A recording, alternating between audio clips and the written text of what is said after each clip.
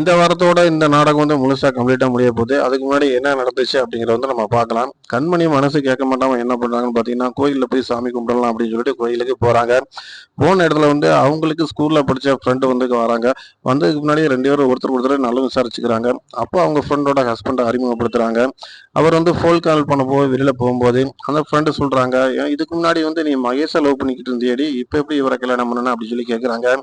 ஆமாடி உண்மைதான். நான் மகேஷ கல்யாணம் நான் பண்ணணும் அப்படின்னு தான் ஆசைப்பட்டேன். பட் ஆனா அவன் என்ன பண்ணிட்டான்னா, கரெக்ட்டா கரெக்ட்டான லைஃப் அவன் சூஸ் பண்ணல. வேலை வெட்டி எதுக்குமே போறதில்ல. எந்த வேலையும் பார்க்கறதில்ல. முழுக்க முழுக்க காதலிக்கிறேன் அப்படின்ற ஒரு போர்வையில என்ட்ட அவன் இம்ப்ரெஸ் பண்றக்காண்டி தான் பேசணும் நான் ஒழுசு. கண்டிப்பா ஃபியூச்சர பத்தி அவன்ட்ட எந்த கவலையும் இல்லடி. நானும் எவ்வளவு சொல்லி பார்த்துட்டேன். ஒரு கட்டத்துல எங்க அப்பா கேர் பண்ணி எனக்கு ஒரு நல்ல லைஃப தேடி குடுத்தாரு. இவர் ஐடில ஒர்க் பண்றாரு. நல்ல பிசினஸ் மேனு. ஸோ இவர எனக்கு பிடிச்சுக்கிருச்சு. நான் இவர கல்யாணம் பண்ணிக்கிட்டேன் அப்படின்னு சொல்றாங்க. ஏன்டி அவன காதலிச்சுட்டு இவர கல்யாணம் பண்ணிக்கிட்ட, இத பத்தியாச்சும் உன் ஹஸ்பண்ட் கிட்ட நீ சொன்னியா அப்படின்றாங்க. அது எப்படி கண்மணி நான் சொல்ல முடியும்? தேவையில்லாம நான் என் ஹஸ்பண்ட் கிட்ட போய் என்னுடைய பழைய காதல பத்தி பேசினேன்னா, அது அவருக்கு மன உளைச்சல தான் குடுக்கும். ஸோ நம்மளுக்கு அது தேவையே இல்லடி. இப்ப நம்ம லைஃப்ல நம்ம எப்படி கரெக்ட்டா இருக்கிறோமோ, அதுதான் நம்மளுக்கு முக்கியம் அப்படின்றாங்க. நான் தப்பா பண்ணிட்டேன். நான் தப்பு எதுவும் பண்ண கிடையாது. அவன விரும்பினேன். ஆனா அவன் சரியில்ல அப்படின்னு தெரிஞ்ச உடனே நான் அவன விட்டுட்டு நான் இவர கல்யாணம் பண்ணிக்கிட்டேன். இதுல என்ன என் மனசு உறுத்த போகுது அப்படின்ற மாரி சொல்றாங்க கண்மணிட்ட.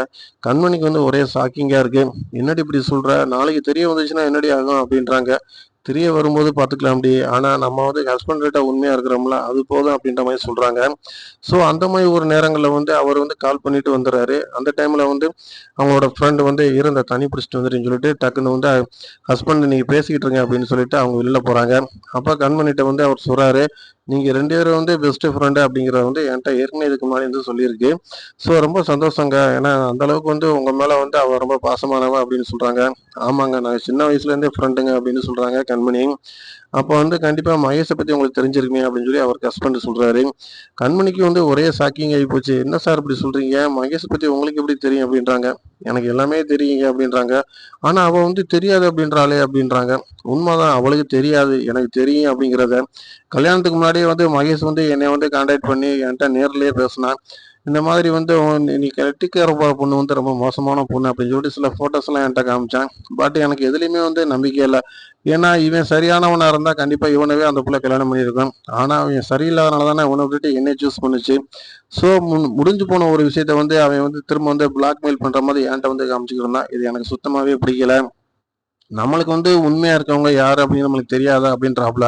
இது கண்டிப்பா என்னோட ஃப்ரெண்டுக்கு தெரியாதுங்க அப்படின்ட்டாங்க. தெரிய வேண்டிய அவசியமே இல்லங்க. அவங்க ஹேப்பியா இருந்துட்டு போறாங்க. நான் இந்த மாதிரி உனக்கு எக்ஸ் லவர பத்தி நான் பேசி, அவ ம மு மவுண்ட் அதாவது மூடு மவுண்ட் இதெல்லாம் இதாகி பிரச்சனை தேவையில்லாம ஏற்படும். இது தேவையே இல்ல நம்மளுக்கு. ஸோ என்னோட மைண்ட் நான் எப்படி ஹேப்பியா இருக்கேனோ, அதே மாரி அவளும் ஹேப்பியா இருந்துட்டு போறா. தேவையில்லாம அவ நம்ம ஸ்பாயில் பண்ணக்கூடாது அப்படின்ற மாரி சொல்றாப்புல. அப்போ ரொம்ப ஷாக்கிங் ஆகி போறது கண்மணிக்கு. என்ன அப்படி சொல்லிட்டு இருக்காரு? ஒண்ணுமே புரியல எனக்கு. ஒருத்தருக்கு ஒருத்தர் உண்மையா இல்லாம எப்படிங்க நீங்க அப்படின்றாங்க. உண்மையா நாங்க இப்ப 2 பேரும் கல்யாணத்துக்கு முன்னாடி 2 பேருமே உண்மையா தாங்க இருக்கிறோம். நீங்க ஏன் அத தேவையில்லாம நீங்க தான் போட்டு ரொம்ப இது பண்ணிட்டு இருக்கீங்க. என்னை கேட்டா நீங்க ரொம்ப மனக்குழம்பி போய் கிடக்குறீங்கன்னு நான் அப்படின்னு நினைக்கிறேன். என்னோட பொண்டாட்டிய பத்தி எனக்கு நல்லா தெரியும். என்னைய பத்தி என் பொண்டாட்டிக்கு நல்லா தெரியும். ஸோ எங்க 2 பேத்துக்குமே லைஃப் நல்லா போயிட்டு இருக்கு.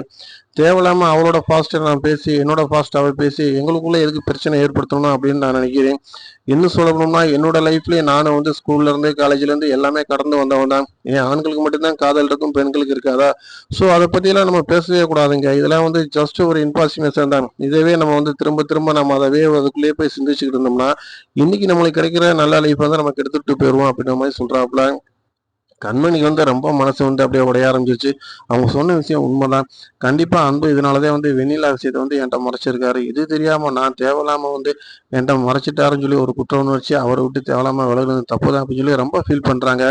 ஸோ அவங்க ஃப்ரெண்டு பேசி நம்பருக்கெல்லாம் ஷேர் பண்ணிட்டு அவங்க கிளம்பிடுறாங்க. அதுக்கப்புறம் வீட்டுக்கு வந்த கண்மணினால மனசு தாங்க முடியல.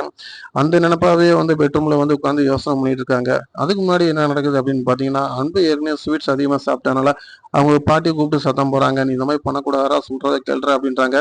அதே மாதிரி அன்போட அப்பாவுக்கும் அந்த விஷயம் தெரிய வருது. 2 பேரும் சத்தம் போட்டாலும் அன்பு சொன்ன ஒரே விஷயம், எனக்கு வந்து என்னுடைய லைஃப்ல என் பொண்டாட்டி என் பக்கத்துல இல்ல அப்படிங்கும்போது, நான் உயிரோட வாழ்ந்து என்ன செய்ய போறேன்? ஸோ எனக்கு வாழவே பிடிக்கல பாட்டி அப்படின்னு சொன்னதுக்கு முன்னாடியே அவங்க ரொம்ப ஃபீல் பண்றாங்க. நாம ஒரு தப்பு பண்ணிக்கிட்டு இருக்கோம். தேவையில்லாம வந்து வெண்ணிலாவ நம்ம உள்ள சேர்த்து விடணும் இவங்க கூட அப்படின்னு நினைச்சது தப்பா போச்சு. இதனால அன்போட உயிருக்கே வந்து அதாவது வந்து ஆபத்தாயிரும் போல இருக்கு. முதலுக்கே மோசமா போயிரும் போல இருக்கு. இது தேவையே இல்லாத நம்மளுக்கு. அவனுக்கு யார பிடிச்சிருக்கோ அவன் கூட சந்தோஷமா அவன் வாழ்ந்து விட்டு போகணுமே. இது எதுக்கு நம்ம தேவையில்லாம வந்து தப்பு பண்றோமே அப்படின்னு சொல்லி அப்பதான் அவங்க யோசிக்க ஆரம்பிக்கிறாங்க. அதே மாதிரி வந்து அன்பு வந்து ரொம்ப ஓவர் ஸ்வீட் சாப்பிட்டனால வந்து அவர் பெட்ரூம்ல வந்து மயக்க நிலையில இருக்காரு. கண்மணிக்கு தெரியாம யோசனை பண்ணிக்கிட்டே இருக்காங்க. ஒரு கட்டத்துல வந்து பாத்தீங்கன்னா, கண்மணி வந்து திரும்பி பார்த்துட்டு, "அன்பு என்னாச்சு?" அப்படின்னு சொல்லி கேட்கும்போது, அவரால பேசவே முடியல. ஸோ வீட்ல இருக்கவங்க எல்லாத்தையும் கூப்பிட்டு கதர்றாங்க. கதறினதுக்கு பின்னாடி என்ன நடக்குதுன்னு பாத்தீங்கன்னா, அன்ப வந்து ஆஸ்பத்திரிக்கு கொண்டு போய் சேர்க்கறதுக்கான முயற்சி ஏற்படுத்துறாங்க. சீரியஸான கண்டிஷன்ல வந்து அன்பு ஆஸ்பத்திரிக்கு போறாரு. போனதுக்கு முன்னாடி வந்து என்ன நடக்குதுன்னு பாத்தீங்கன்னா, கண்டிஷன் வந்து ரொம்ப மோசமா இருக்கு. கொஞ்சம் வெயிட் பண்ணுங்க. 24 ஹவர்ஸுக்கு அப்புறம் வந்து அன்புக்கு வந்து என்ன நல்லா இருக்கா இல்லைன்றத நாங்க சொல்றோம் அப்படின்னு டாக்டர்ஸ் சொல்லிட்டாங்க. அவங்க ஏற்கனவே நாங்க உங்களுக்கு எவ்வளோ வார்னிங் சொன்னோம் நீங்க கேட்க மாட்டேங்கிறீங்க. இப்ப பாருங்க டேப்லெட் கரெக்ட்டா அவர் எடுக்கிறனால எவ்வளோ பெரிய பிரச்சனையா இருக்கு பாரு அப்படின்னு டாக்டர்ஸ் சொல்றாங்க. ஸோ கண்மணி ரொம்ப பயப்பட ஆரம்பிச்சுறாங்க. ஒரு கட்டத்துக்கு முன்னாடி வந்து அன்பு லேசா கண் முழிக்கிறாரு. முழிச்சதுக்கு முன்னாடி வந்து அவர் வந்து கண்மணிட்ட வந்து ப்ராமிஸ் கேட்கிறாரு.